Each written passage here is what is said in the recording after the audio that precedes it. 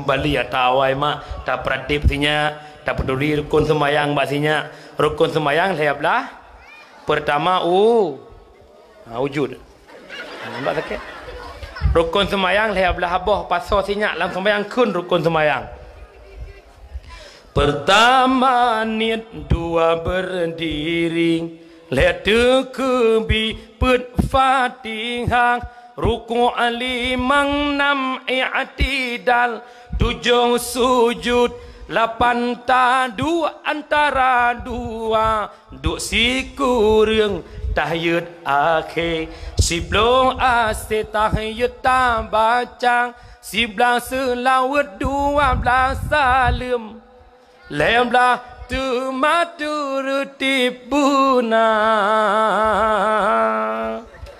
bedua cok lebelah bonyan upload dalam Facebook tulis rakyat jangan lupa like and share